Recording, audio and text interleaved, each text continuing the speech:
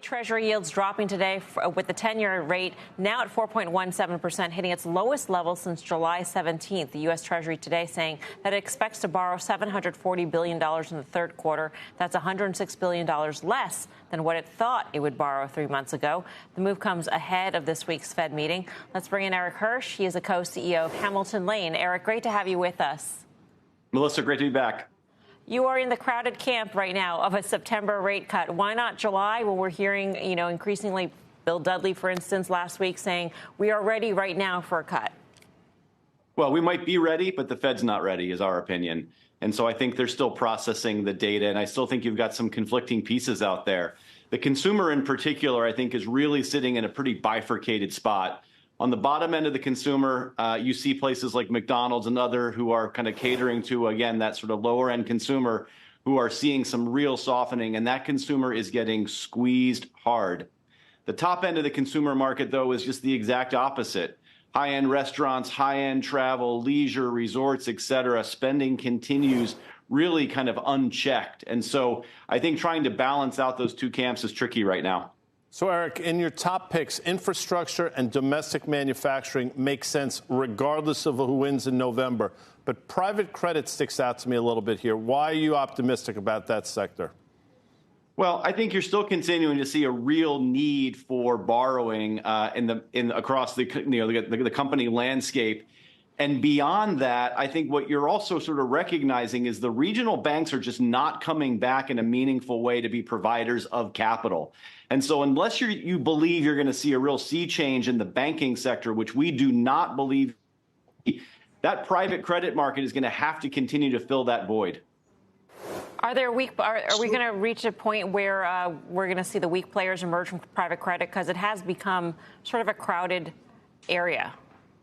I think so. I think that market, again, we're not saying everything is great or all the players are terrific or that returns are going to be uniformly good across everything.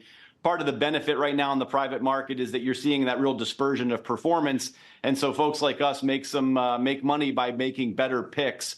I do think, however, size and scale are going to matter. And so I think you will start to see some consolidation as that market continues to mature. So, Eric, obviously, as juxtaposed against regional banks, which have been real laggards and only just popped, but it really doesn't change their circumstance. Some of these boutique firms like Jefferies and Moelis, Evercore, Piper, Oppenheimer, and so forth have been huge high flyers, outperforming some of the big tech names. What are you thinking there? Well, I think two things can be true at the same time. I think you can see firms like those do well based on revenue sources that are coming not from lending. And so I think we sort of can see a bifurcated market here where regional banks and advisory banks, like a lot of the ones that you mentioned, can be very strong performers as people need their guidance and advice and their service offering. And at the same time, we can still see regional banks not getting back into the lending business in a big way. What struck me as interesting in your notes, Eric, is how you see the future of private markets evolving, that you want it to be on the blockchain and you think the retail investor could get involved. Why is that a good thing, and how far off do you think this is? Well, I think a couple of pieces there. One, the retail investor should be involved. The institutional investor has been benefiting from this market segment for decades, and the retail investor has largely been squeezed out of it, again, from either a fee perspective or from an infrastructure perspective or from an access perspective.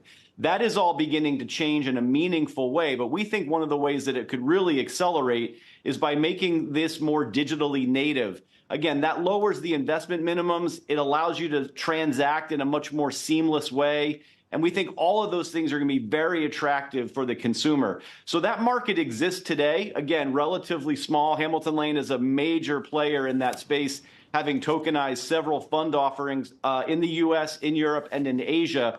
And we're beginning to see the customer uptake really beginning to sort of get moving there. But again, I think for the retail investor, easier, faster, and cheaper is going to be imperative. And blockchain and tokenization is a key to doing that.